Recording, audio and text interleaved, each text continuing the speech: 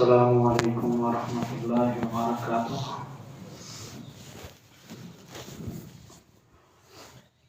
نحمده ونصلی ونسلم علی رسوله الکریم، اما بعد فاعوذ باللہ من الشیطان الرجیم، بسم اللہ الرحمن الرحیم۔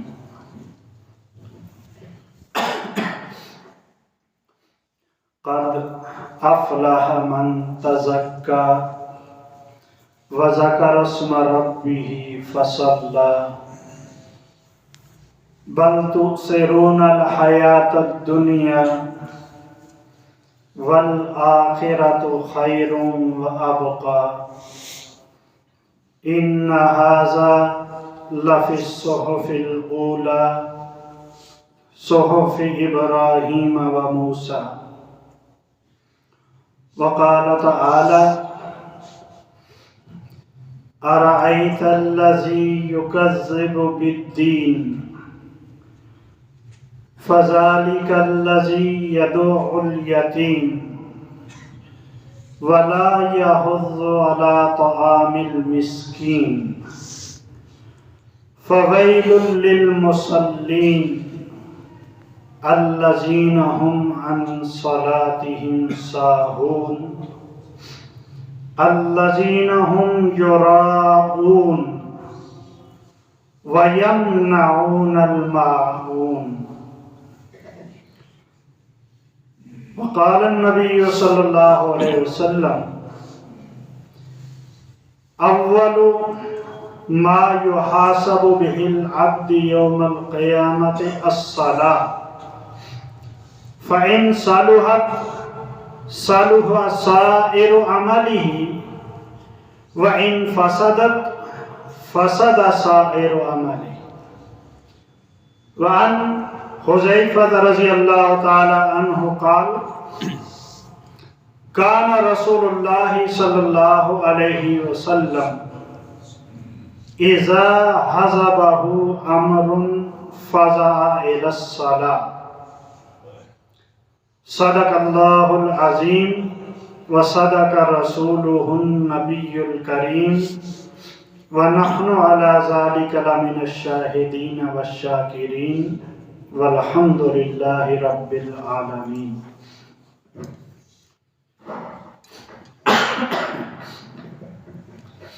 سامعین محترم، کچھ آیات قرآن کریم کی تلاوت کرنے کی سعادت حاصل ہوئی، ایسے ہی دو احادیث مبارکہ تلاوت کرنے کی سعادت حاصل ہوئی۔ انشاءاللہ العزیز آج اس حوالے سے تھوڑی سی گفتگو ہوگی۔ اللہ تعالیٰ کا حکم سب سے بڑا حکم، سب سے پہلا حکم جو مسلمان کی طرف متوجہ ہوتا ہے وہ نماز ہے۔ اللہ تعالیٰ نے انسان کو دنیا کے اندر تھوڑے سے وقت کے لیے بھیجا ہے، اور اللہ تعالیٰ ارشاد فرماتے ہیں وَمَا خَلَقْتُ الْجِنَّ وَالْإِنسَ إِلَّا لِيَعْبُدُونَ۔ میں نے انسان اور جن کو پیدا ہی اس لیے کیا ہے کہ وہ میری عبادت کریں۔ اور ہم اس چیز کو دیکھتے ہیں، یہ بات ہمیں سمجھ میں آتی ہے، اللہ تعالیٰ کا سب سے بڑا اور سب سے پہلا حکم کس طریقے سے ایک مسلمان کے لیے اس کی اہمیت رکھی گئی۔ بچہ جب پیدا ہوتا ہے، پیدائش کے بعد جس بات کا سب سے پہلے حکم ہے وہ یہ ہے کہ بچے کے دائیں کان کے اندر اذان پڑھو اور بائیں کان کے اندر اقامت پڑھو۔ یہ مسنون ہے۔ اب وہ تو چھوٹا بچہ ہے، نماز کا مکلف نہیں ہے، نماز تو بلوغت کے بعد فرض ہے، لیکن جیسے تعلیم و تربیت کے لیے حدیث شریف میں آتا ہے کہ 7 سال کا بچہ ہو تو اس کو نماز کا حکم دو، اس کو نماز کے لیے ساتھ لے کر آؤ، اور 10 سال کا بچہ اگر نماز نہ پڑھے تو اس کے اوپر اس کو مارو، تنبیہ کرو اس کو نماز کے لیے۔ لیکن جو بچہ بھی پیدا ہوا ہے اس کے کان کے اندر یہ کلمات اثر کرتے ہیں، اللہ کی بڑائی کے کلمات، اللہ کا ذکر، یہ اس کے رگ و پے کے اندر اثر کرتا ہے، وہ بندہ اس کو سمجھے یا نہ سمجھے۔ دوائی اس کی افادیت کا کسی کو علم ہو یا نہ علم ہو کہ اس کی افادیت کیا ہے، وہ بندہ اس کو پی جائے تو وہ دوا اپنا رنگ دکھاتی ہے۔ اللہ تعالیٰ کا نام جس طریقے سے بھی لیا جائے وہ سننے والے کے اوپر، کہنے والے کی زندگی میں تبدیلی لاتا ہے۔ تو ایک مسلمان کے لیے یہ حکم ہے کہ اس کے دائیں کان میں، بچے کے کان میں ہی اذان پڑھ دو، اذان پڑھی جاتی ہے، اور دوسرے لفظوں میں اس کے لیے ایک بہت بڑا سبق ہے، اللہ اکبر اللہ اکبر 4 دفعہ، اللہ اکبر، کہ ساری کائنات میں اگر کوئی بڑی ہستی ہے تو وہ اللہ کی ذات ہے۔ پھر اشہد ان لا الہ الا اللہ، اشہد ان محمد رسول اللہ۔ اللہ کے بعد جب بھی جس جگہ پر بھی کلمہ میں دیکھیں، نماز کے اندر دیکھیں، ہر چیز میں اللہ نے اپنے ذکر کے بعد اپنے پیارے محبوب علیہ السلام کا تذکرہ فرمایا ہے، ہر جگہ پر۔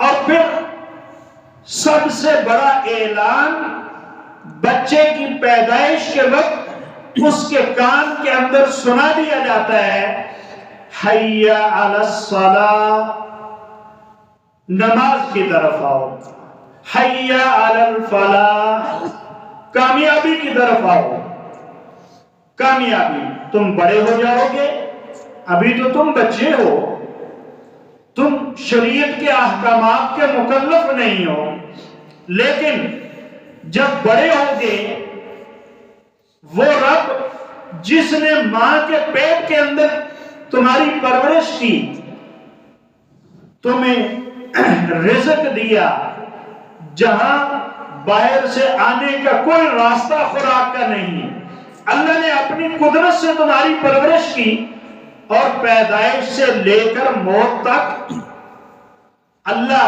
تمہاری پرورش کریں گے۔ ہاں، اللہ قرآن کے اندر فرماتے ہیں اپنے پیارے محبوب علیہ السلام کو، کیا وَأْمُرْ أَهْلَكَ بِالصَّلَاةِ وَاصْطَبِرْ عَلَيْهَا لَا نَسْأَلُكَ رِزْقًا نَحْنُ نَرْزُقُكَ وَالْعَاقِبَةُ لِلتَّقْوَىٰ۔ اے پیغمبر جی،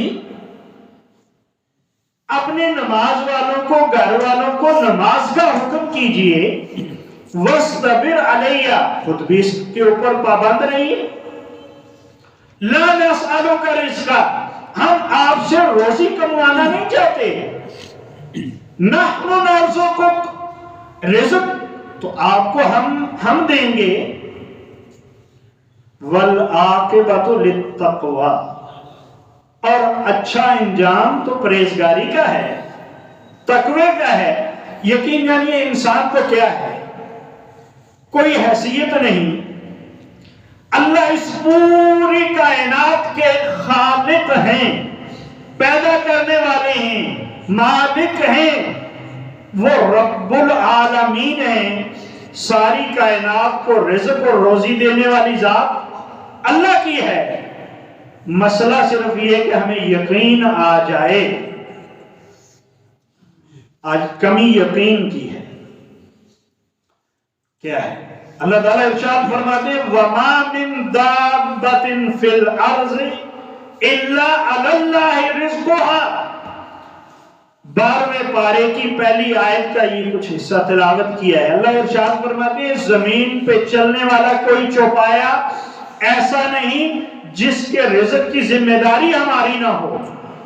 اس میں مفسرین نے ایک بڑا اہم واقعہ بھی لکھا ہے جو میرے اور آپ کے لیے سبق بھی ہے کہ اللہ کی ذات پہ بھروسہ کیسا، یقین کیسا۔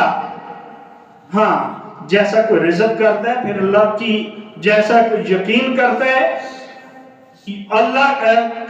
اللہ کی مدد اور نصرت اس کے ساتھ پھر آتی ہے۔ اور حدیث شریف بھی ہے، حضرت صلی اللہ علیہ وسلم نے ارشاد فرمایا لو انکم توکلون علی اللہ حق توکلی لرزقتم کما ترزق الطیر تغدو خماسا وتروح بطانا، کہ آپ صلی اللہ علیہ وسلم نے ارشاد فرمایا اگر تم اللہ پر توکل ایسے کرو جیسا کہ اس پہ توکل اور بھروسے کا حق ہے، لَرُزِقْتُمْ كَمَا تُرْزَقُ الطَّيْرُ، اللہ تمہیں ایسے روزی عطا فرمائیں گے جیسے پرندوں کو روزی اللہ دیتی ہے۔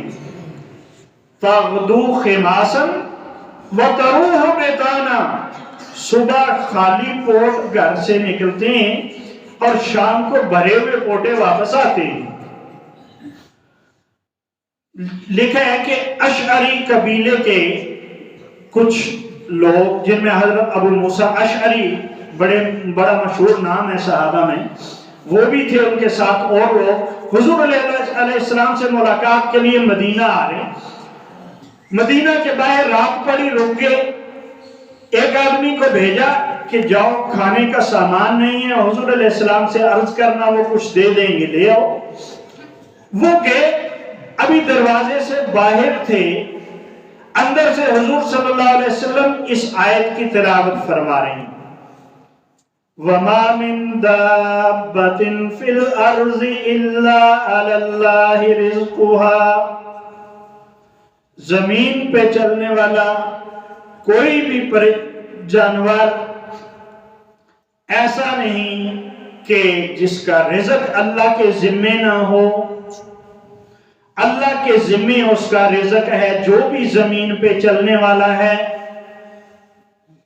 انہوں نے یہ آیت سنی، اہل زبان تھے، سمجھتے تھے، اس کے ترجمے کو سمجھا کہ اللہ تو ہر چوپائے کا رزق، ہر جانور کا رزق اپنے ذمے کہہ رہے ہیں، اور ہم کلمہ پڑھنے والے ہیں، اللہ کے بندے ہیں، حضور کے امتی ہیں، ہم ان چوپایوں سے گئے گزرے ہوئے تو نہیں، ہمارا رزق بھی تو اللہ ہی کے ذمہ ہے۔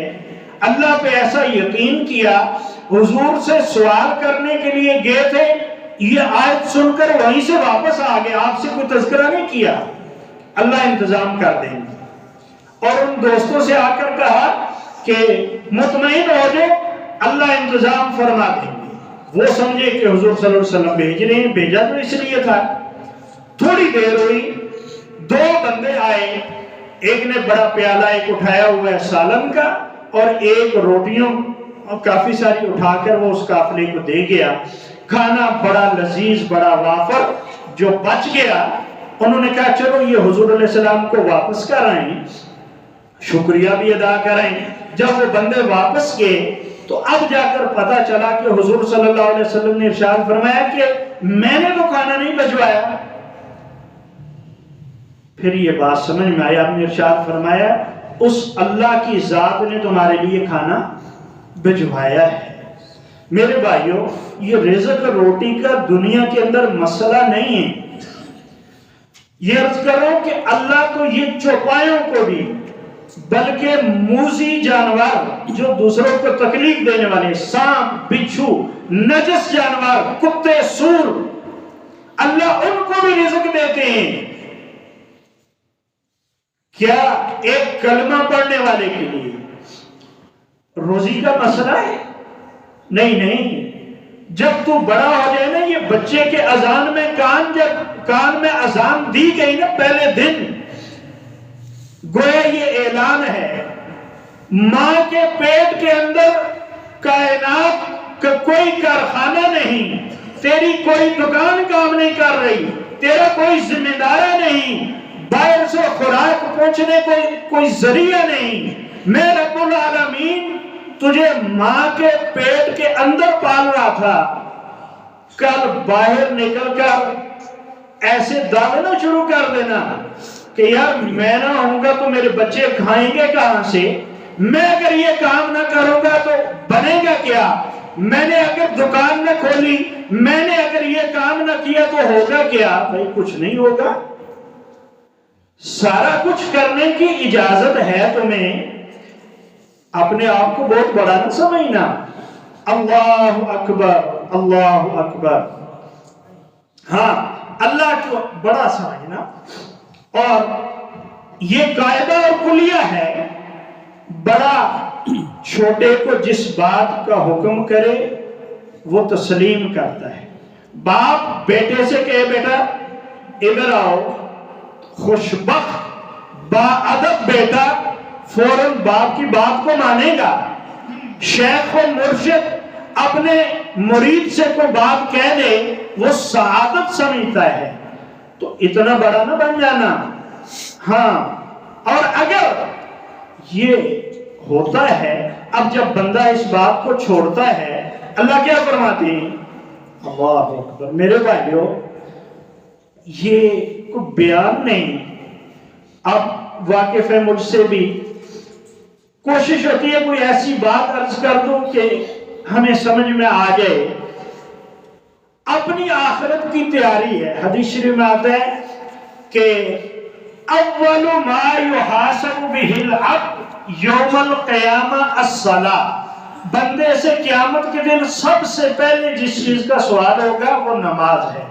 فإن صلحت صلح سائر عملہ، اگر نماز درست نکل آئی تو سارے اعمال درست، وَإِن فَسَدَتْ فَسَدَ سَائِرُ عَمَلِهِ، اگر نماز بری نکلی تو باقی سارے اعمال بھی برے ہی نکلیں گے۔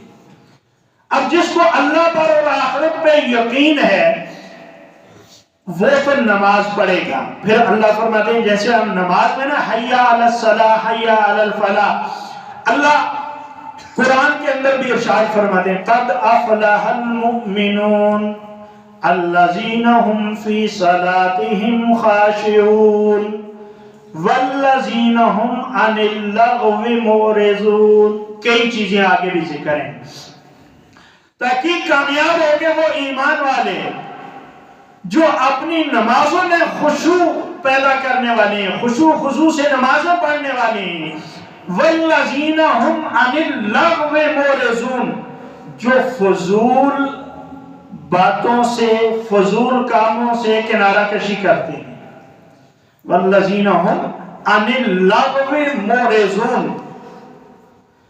اب آئیے میں قرآن کی کچھ آیات سے یہ بات عرض کرنا چاہوں گا، کیسے کہتے ہیں انداز بیاں گرچہ کچھ شوق نہیں ہے، شاید کہ تیرے دل میں اتر جائے میری بات۔ ارأیت الذی یکذب بالدین، کیا آپ نے اس شخص کو دیکھا ہے جو روز جزا کو جھٹلاتا ہے؟ فذلک الذی یدعو الیتیم، یہ وہی ہے جو یتیم کو دھکے دیتا ہے۔ وَلَا يَحُضُّ عَلَىٰ طَعَامِ الْمِسْكِينِ، خود تو کیا کسی غریب مسکین کو کھلانا ہے، اتنی توفیق بھی نہیں ہوئی کسی کو ہی کہہ دے یار یہ بندہ غریب ہے مسکین ہو اس کو کھانا کھلا دو۔ فَوَيْلٌ لِّلْمُصَلِّينَ، ہلاکت ہے ایسے نمازیوں کے لیے، الَّذِينَ هُمْ عَنْ صَلَاتِهِمْ سَاهُونَ، جو اپنی نمازوں سے بے خبری کے اندر پڑے ہوئے ہیں۔ الَّذِينَ هُمْ يُرَاءُونَ، جو دکھلاوا کرتے ہیں، وَيَمْنَعُونَ الْمَاعُونَ، اور معمولی سی چیز، عام سوال مالی بھی کسی سے مانگی جائے، اتنی بھی توفیق نہیں ہوتی، یہ بھی تھوڑی دیر استعمال کے لیے بندہ دے دے اس کو کسی کو. ہاں بات سمجھ آئی؟ قیامت کے دن 3 عدالتیں لگے گی. پہلی کفر اسلام کی، جس کے بارے میں اللہ فرماتے ہیں ان اللہ لا یغفر ان یشرک بہ ویغفر ما دون ذلک لمن یشاء، کہ شرک کو اللہ معاف نہیں کریں گے، کفر کو معاف نہیں ہے، ایمان والوں کا معاملہ ہوگا. پھر دوسری عدالت حقوق العباد کی، کہ دوسروں کا مال، دوسروں کے حقوق، وہ یتیم ہے، وہ مسکین ہے، وہ اپنا ہے، وہ پرایا ہے، وہ مسلم ہے، وہ غیر مسلم ہے، تم نے کسی کے حقوق تو نہیں مارے، تم نے کسی پہ ظلم تو نہیں کیا. حتیٰ کہ حدیث شریف میں آتا ہے سینگ والی بکری بغیر سینگ والی کو مارے گی نا. ہاں اس میں آپ سینگ سے بہت کچھ مراد لے سکتے ہیں، ایک مال والا، ایک طاقت والا، ایک سفارش والا، ایسے بندے کو رگڑا لگوا دے کہ جس کا کوئی والی وارث نہ ہو. ہاں وہ اللہ سب کے والی ہیں، وہ اللہ سب کے وارث ہیں. ایسا نہیں کہ میرے پاس اختیارات ہیں، زور بازو ہے، میری بات چلتی ہے. نہیں، قیامت کے دن سب سے پہلے یہ معاملہ. پھر دوسرا، خیر وقت تھوڑا ہے، میں یہ عرض کر رہا ہوں، یتیم ہو، مسکین ہو، ویسے بھی ان لوگوں کے ساتھ ہو. آدمی تو اپنے جوڑ کا ٹکر لے، کسی جوڑ سے ٹکر لے، پھر بھی کوئی بات سمجھ میں آتی ہے. لیکن دین اور اسلام یہ کہتا ہے جوڑ والے سے بھی وہ ٹکر نہیں، وہ تو کفر اور اسلام کی ٹکر ہونی چاہیے. کوئی بات کرے تو سر تسلیم خم کر لو، جھک جاؤ کسی کے سامنے. من تواضع للہ رفعہ اللہ، جو جھکنا سیکھ لیتا ہے اللہ اس کو بلندیاں عطا فرما دیتی ہے. نماز میں سب سے بڑا مرتبہ آدمی کو ملتا ہے جب سجدے میں پڑا ہوا ہوتا ہے. اس لیے میرے بھائیوں، جو قیامت کے دن کو جھٹلائے، یتیم پہ مسکین پہ ظلم کرے گا، کھانا نہیں دے گا، نماز سے غفلت کرے گا، ریا کرے گا، دکھلاوا کرے گا، معمولی سی مانگی ہوئی چیز کسی کو نہیں دے گا، یہ سارا کچھ تو بندہ کرتا ہے ایک لالچ پر. نماز پڑھوں گا مجھے کچھ ملے گا، یتیم کو کچھ دوں گا. انتہائی مال رس ہے بھائیو. ہم شادی پہ، ولیمے پہ بھی اس بندے کو بلائیں گے جس کو للچاتی ہوئی نظروں سے دیکھیں گے اس سے میرا کوئی تعلق بن جائے، اس سے مجھے کچھ فائدہ مل جائے، بینیفٹ مل جائے، کچھ بھی ہو.